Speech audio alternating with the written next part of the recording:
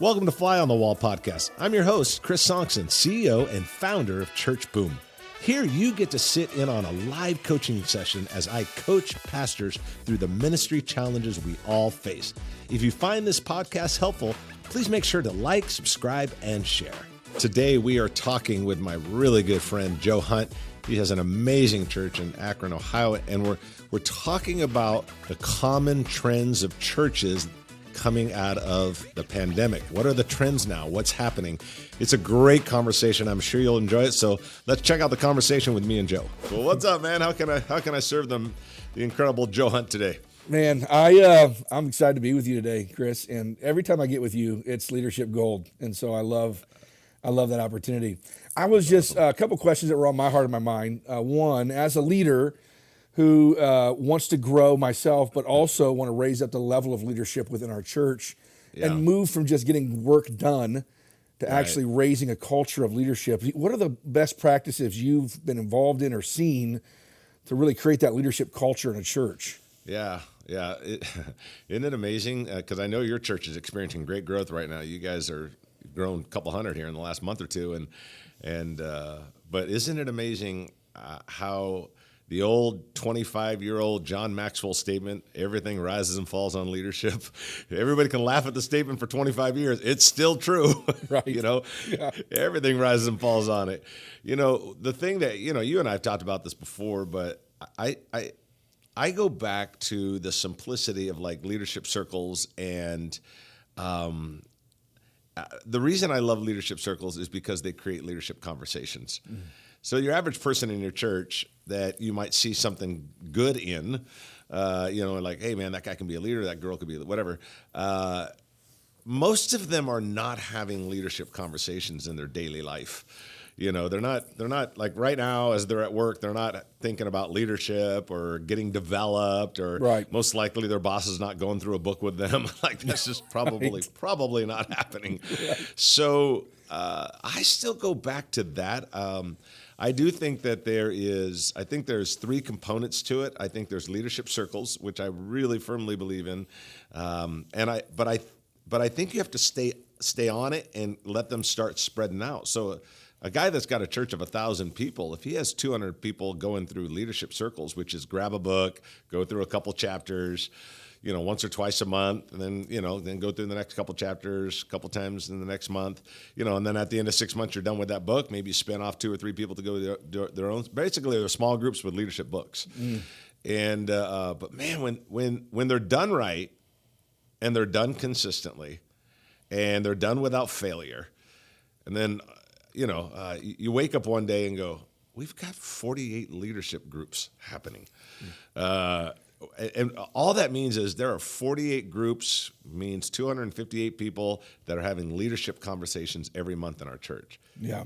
You can't help but create a culture. It's just the culture will overtake you. Yeah. And you can't help it. Look, bro, I have seen it over and over and over. And I'm working with a church right now that we're doing some executive coaching for. And I've been with them for probably 3 years now. And they're, probably around 800-900. And they probably have about 250 in leadership circles. Wow. And then when they're like, hey, we want to do like an apprenticing, which you and I've talked about before. Yep. Or hey, we want to go on they're doing this thing where they're going on a 6-month journey with people that want to meet monthly on leadership. They got 180 people signed up for it. Wow. Phenomenal. Excuse me. But that's the only reason they're able to do that is because they fostered the leadership conversation. So I love leadership circles. That's one. I love apprenticing, taking 8 weeks out of the year, getting people once a week, that whole thing that we've talked about before. And I know you've done that before, like every Tuesday for 8 straight weeks, trying to get 20 or 30 people that are willing to give you that Tuesday. They got to take work off, whatever. But you have to foster that. And then I am a huge fan of just one-on-one mentoring, that whole 5-stage, I do, you watch, we talk, that whole thing. Mm-hmm. I don't think there's anything new, but, it's funny because I asked my coach, Dan Ryland, I go, dude, what are you doing for leadership? He goes, you've asked me this 8 times in the last 15 years, and the answer is we grab a book, we go through it together, and we keep making circles. He goes, I don't know what else to tell you, man. Right. Looking for the newer, better, sexier thing. And it's just like, yeah, this exactly. works. And he's like, I don't know what you're looking for, man. Say this. So I think that the one thing I love about circles is they create conversations. But here's the thing about leadership is, I was just teaching yesterday in Missouri, and I put the word intentional in front of the word leadership. Not that that's some big eye-opening thing, but I think people have to really be intentional. Like this is what we do. Yeah. This is a value of ours. This is something that we measure success by.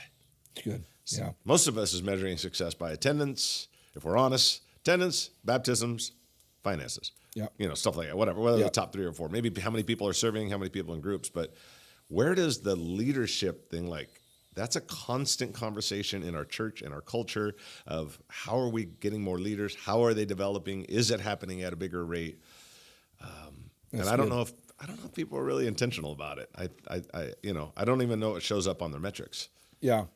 So because of that, because that leadership idea in that metrics is more of a qualitative role than a quantitative role. I mean, you could mass produce the book, but pulling those quality leaders out, is there a next level then that you call them to, or what would be the next step when you finally identified them, circled them, and said they're just kind of a next level leader?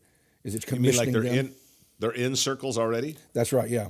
Oh, absolutely. Well, I think that goes back to, in my opinion, I think a leader is always, personally, I think your staff and your key leaders need to be taught by you that we are always sifting and sorting. Always. Good. We're always sifting and we're always sorting because we're always on the search for the next leader. So if you're having a leadership circle, I'm pretending I'm you and I'm speaking to the staff and all your team, your leaders. Hey, if you got a leadership circle going and you identify someone, you need to pull them out. Keep them in the circle, but you need to start now that we move over to one-on-one time. Okay. Or one-on-two time, where it's like, okay, now we've gone from leadership circles to I'm going to spend one-on-one time with people. But I don't know if enough leaders are doing that. So that's a great question. But that's back to intentional leadership. Is like the leaders, the key leaders, and the key staff have to know this is what we do. Yeah. We raise up leaders. Yeah, it's good. When you get evaluated, it'll be based on if you raised up leaders. Not the only thing. At the end of the year, when we're talking about a bonus, we're going to talk about your leaders. That's got to be a major lane. So the circles, again, if you look at a leadership ladder, you got circles here. The next ladder up is, okay, well, who's the one-on-one that you're going to work with, or the one-on-two, or everybody's mentoring 2 or 3 people. To me, that's everything, because I think it's the reason. There's a church I was working with a few years ago, and I just said, look, you've heard me say this before, but hey, if you dig the ditch, God will give the rain. You've got to dig the ditch. And the guy that I told that to 3 or 4 years ago had 1 campus, and they're just been given their 5th building. Here you go. You can have it. Debt-free. Wow. But I'm telling you, he just keeps pounding away at the leadership, and God keeps going, they're ready for another one. They're ready for another one. They're ready for another one. Well, yeah, because here's a phrase I used recently on a guy, and I said, God, we have a lot of names for God. I have one too. It's property manager. Right. He's a property manager. He is, yeah. And he's like, let's see, who's ready for another property that could build a church? That guy's ready because they developed the leaders. I love it. I love it. So that's awesome. The Alpha Omega property manager. That's great. Well, that kind of leads me into then not only just growing leaders, but growing myself and making sure that I'm not the lid. That I'm running in the level I need to be running at, so that a rising tide lifts all boats. What do you do to stay to stay in the rhythm of continuing to grow as a leader? What's your rhythm for that growth pattern in your own life? Yeah, no, that's great. Well, I mean, I've known you a long time. You're a stellar leader, and I appreciate your passion to always move it up. The thing that you have that is you have an intuition about you, and you have a natural gravitational about you. The problem with all that is intuition is never duplicatable. Right. How do you teach it? I don't know. Just feel it. What is that supposed to mean? People tell me I don't really do leadership in my church. It's more intuitive. I'm like, you can't repeat that though. Right. That's good for you. And you're right about that. And that's so true. And that's kind of where I find myself on a lot of occasions.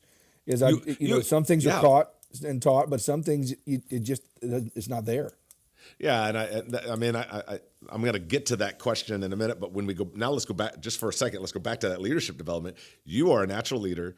You are a natural gravitational attractional leader. Your intuition is great.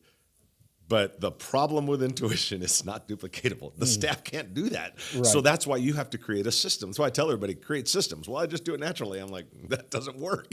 Right. That works for you, but it's not going to work for the rest of the team. Yeah. So you have to create those systems. But anyway, to that personal development, the one thing that I try to do, I mean, everybody talks about, I'll give you one thing that I hardly tell anybody, and now I'm going to tell it on a podcast. I'm about to tell something that I'm about to tell on myself. So everybody talks about reading books, which I think you should be consistent, and with podcasts. I'm a huge fan of coaching. I've been getting coached by the same guy for 13 years. 13 years. Wow. I have been getting coached by the same guy, and I still feel like he's on third, and I'm leading off of second, but I'm not quite over there to third yet. Right. 13 years, and he's so far in front of me, and I'm just constantly like, how do you do this? How do you do this? How do you do this? I think people need to do that and be consistent with it. I think we all, I heard Rick Warren one time say, good intentions aren't good enough. I have a good intention. Well, that's just not good enough. That's good. But the other thing, I'll tell you what I really enjoy doing, which allows, I think, key leaders like yourself. I don't know if you've ever subscribed to, I think it's called Sound something, but it's executive summary books by SoundView or Sound Life or Sound something. It's called executive summary books.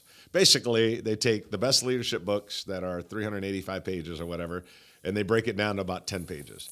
I tell you what I do, man, is I'm going to give away a huge secret here. I read those executive summaries, and then I create from that formulas and concepts that when I go to the whiteboard, people are like, dude, every time you go to the whiteboard, you just draw out something amazing. I'm like, oh, here's the secret. I love that. I read about 50 or 60 executive summary books a year. Then if you open up my laptop, you click the file that says teaching formulas. I'll take notes while I'm listening, and then I'll put it into a formula that I'm going to teach somewhere else. That's so mission critical, box and baton, 6 phases of a church. Bro, just being all honest, I've taken stuff from all over, and then I just write the note. I'm telling you, if you want to stay ahead of your staff, you want to always walk in and people be like, man, he's always got something to say. He's always developing. It's because you're looking at executive summaries, you're taking those 10-page books and you're turning them into teaching formulas. Wow. That's phenomenal. To all your listeners, that's how I cheat my way. To all the listeners right now, I'm going to say you're welcome. Just pulled something out that just saved you. They need to pay tithe to you, but I get like 2% kickback on that. That is awesome. Right. That is huge. That's a game changer. Oh, it's huge. Well, and it forces you because you're like, okay, I wouldn't have read that 380-page book from that general. I probably wouldn't have put that on my list. There's 500 other books in front of it. But I'm like, man, that's good. That's a really great thought. Then I type it. Then I go, dude, if you open up my file called Teaching Formula, you will just see a pile of teachings that are like just nuggets. They're not like long teachings. I don't even, if you go on my Teaching Formula, it's not spread out like a message. It's just my downloaded thoughts from that book. Like, wow, they just talked about, like a new one I'm working on, they just talked about why businesses lose momentum. Then I'm like, well, why do churches lose momentum? Mm-hmm. And I'm like, man, it's somewhat the same. And so I type maybe just ramble whatever I learned from that 10 pages. Then when I go back to it, I start formulating these thoughts. And I get that all the time. I did an event yesterday in another state. I just got in late last night. And the guy comes up to me, he goes, dude, every time you ask a question, you grab a marker and you go to the whiteboard. Where do you come up with all these thoughts? And I'm like, you just got, you got to be sensitive to the little intuitive. Right. Some guys got it, some guys don't. Sorry about that. I'll be honest with you. I read a lot of books, but I read executive summary books. That's so good. Yeah, it's like $100 a year and you get like hundreds of them. It's crazy. Wow. That's cool. Yeah. And you said a sound something. Yeah. Sound. I think it's Sound View or something like that. Yeah, just punch in executive summary. It's one of the most popular ones. Okay. But I think it's called Sound View, I think is the name of the organization. But, Man, I love that. They're just killer. I get the cheapest one because I don't like the audio. I want it to be in front of me so I can be writing notes and going, okay, that makes sense. That makes sense. But bro, that absolutely excels my leadership and absolutely gives me something to say when I walk in the room. For sure. Man, I love that. That's cool. I'm going to be. That's it. I'll You be can thank all the listeners. Bro, right. literally, I've been doing that for years, and I've never once told anybody. You are the first person I told on a podcast. You're supposed to tell me that in secret. Not on a podcast. I don't know. I'm just letting it go, man. Feeling really good today. I got the American flag shirt on. It's feeling very patriotic. That is awesome. Well, I know one other thing for me, and I think you've been with us enough that you kind of recognize this around me enough, is that I want to run fast. And a lot of times I run in too many directions. And so what do you do? Like, how does a church guard itself against, I think I've heard you call it like mission drift. And maybe even a follow-up to that would be is like, how do I as a visionary leader, what should I be focusing on that doesn't allow for that to happen? Or are there a series of questions that I should be asking continually that keep that from happening? Yeah, no, that's great. There's a couple thoughts on that. One, you are a visionary leader and you're always wanting to move forward. And that's awesome. That's great.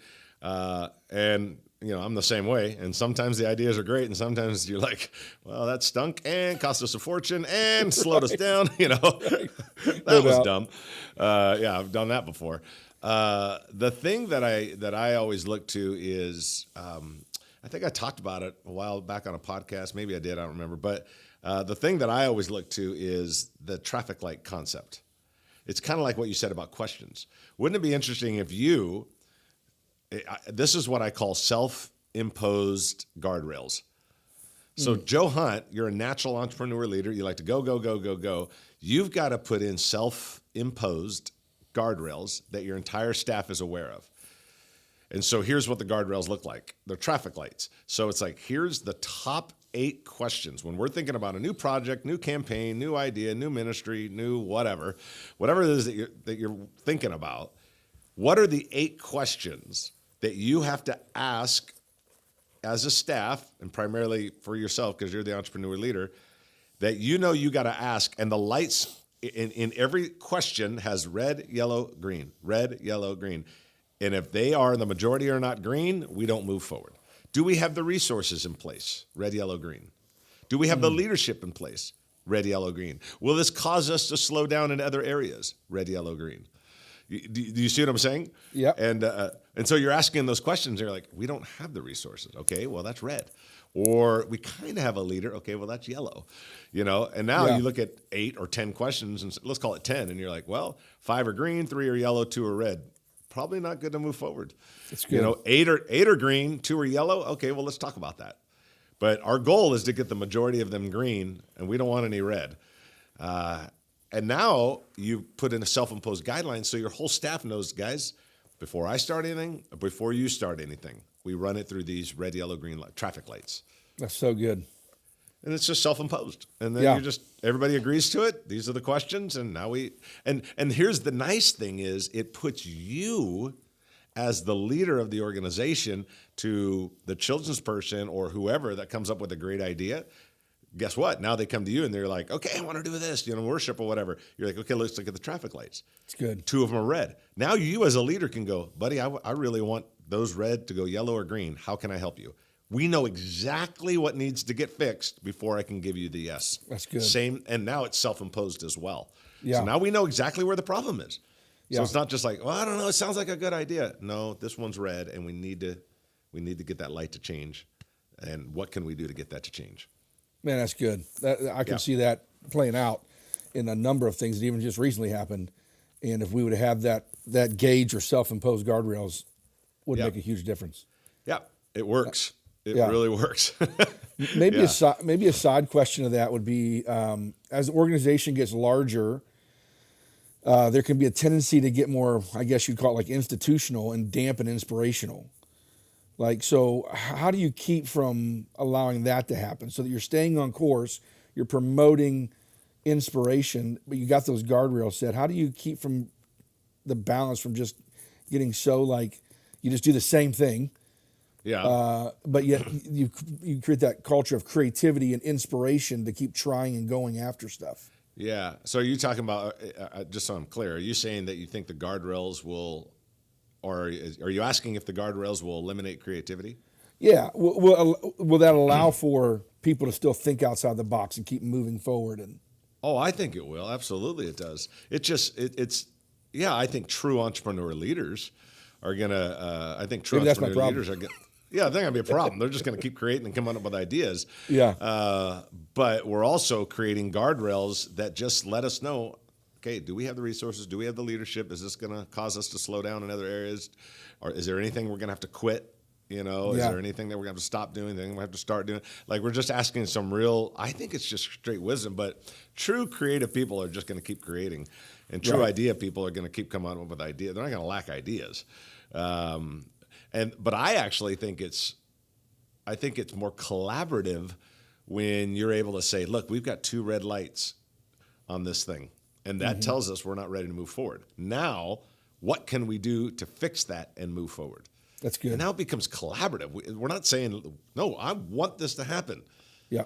But I want calculated risk. I don't want just crazy risk. I want calculated risk. And so it's calculated that these 2 things are red. What can we do to get these things to go green? Well, we got to do this, this, and this. Okay, let's do it. I love that.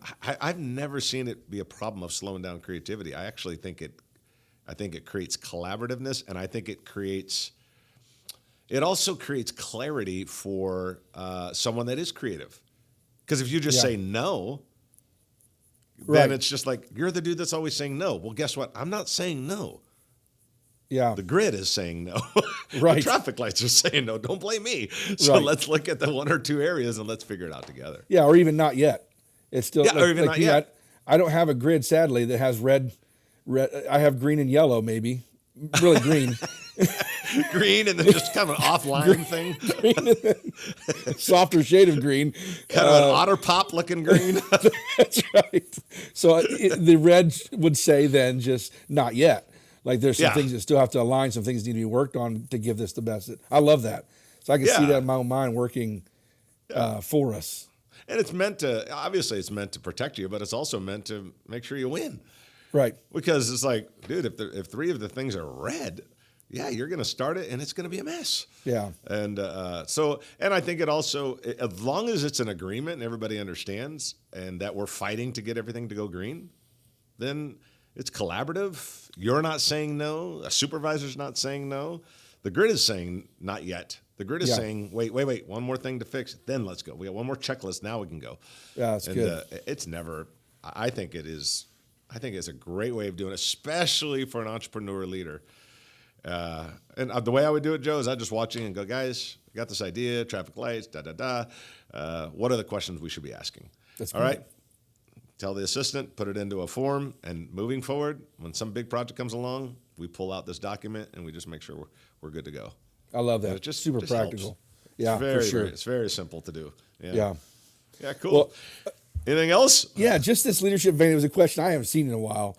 And I know, one of the things that was kind of just stirring in my mind, I've had actually a couple of conversations with some guys who are launching churches, and they're wondering if launching churches in the post-pandemic era has changed anything. And I thought, man, with someone like you who surveys the landscape of Christian leadership and churches, what would you say that you've seen a shift in leadership or a shift that needs to happen in leadership? Is there anything that we should be doing different in this post-pandemic era versus what we were doing before? Does that make sense? Yep. I would say 2 things come to mind. One, I think a lot of people are talking about, at least it feels like they're talking about, is engagement over attendance. I talk about that a lot. Focus on the engagement. The attendance is the result. The engagement is the activity. Get people engaged faster, quicker, better. It takes 4 to 6 months for people to get involved in ministry. Try to get them involved quicker, sooner. Not talking about being a leader, but just get them involved. I've noticed a major shift away from number on attendance to let's focus on the activity that gets us the result. It's good. So attendance is the result. The activity is what you got to be focusing on. Yeah. So I think engagement over attendance. The second thing that, man, I hear a lot of is I hear a lot of this, a lot of guys saying, the thing that I learned is I think I became really good at gathering. I don't know if I became really good at making disciples. And I've heard that a lot. Yeah. I would say that's right up there with engagement. Attendance is also like. You mean that's what the pandemic exposed, would you say? Yeah, the pandemic exposed, because, crisis always speeds up failure and it always exposes it. And so I think that, I was talking to a guy just recently. His church was, I don't know, 18, actually just a couple days ago, 1,800, 1,900 people. Now it's probably around 12 or 13. So it's coming back. And he goes, but there's so many people missing. And then he goes, I just realized that, man, I think I'm a pretty good gatherer, I guess, but I don't know if I'm really good at disciple making. I don't know if I've really thought that through. Are we really making disciples? The one thing that the way that I put it I think it was on a podcast or something, someone asked me about that, and I said, I think that we all to some level are guilty of, we connected people's faith to church attendance. And as soon as church attendance was taken away, so was their faith. Wow. I think that's what happened, is that the attendance got taken away, the church got taken away, so their faith did, because it's not like they had a string of church attendance, they fast, they pray, they tithe, they give, they read the word, they're all in, they evangelize. There's not all these, strings that was attaching. There was just one. Yeah. And as soon as that was taken away, everything else was taken away. I think one more thing I would say to it on that subject of discipleship is I think my opinion is, because I've heard a lot of people say, man, the guys that have been at my church for 4 years, 8 years, 10 years, I mean, he hardly even comes anymore, or I don't even see him anymore. And I think that we somehow accidentally confused longevity with maturity. That we assumed longevity produced maturity, and that's just not true. That's so good. And so those are the two major areas: engagement over attendance, which means focus on the activity, not the result. And then secondly is, are we truly actually making followers of Christ? Yeah. And, man, that's solid. It's a very sobering thought for me in that area, where I'm like, are we really doing that? Are we just really good on? And not that we don't need to gather. Don't get me wrong; that's a gift and that should happen. But are we doing this part too? Yeah. Wow. That's the part that's makes me nervous. So that's good. Well, hey man, dude, we're running out of time, brother. But dude, it is always good to see you. It's great to see you, Chris. Yeah, I appreciate you. Thanks for being on the podcast today, man. I appreciate it. Absolutely. Love it. Thank you. Thank you.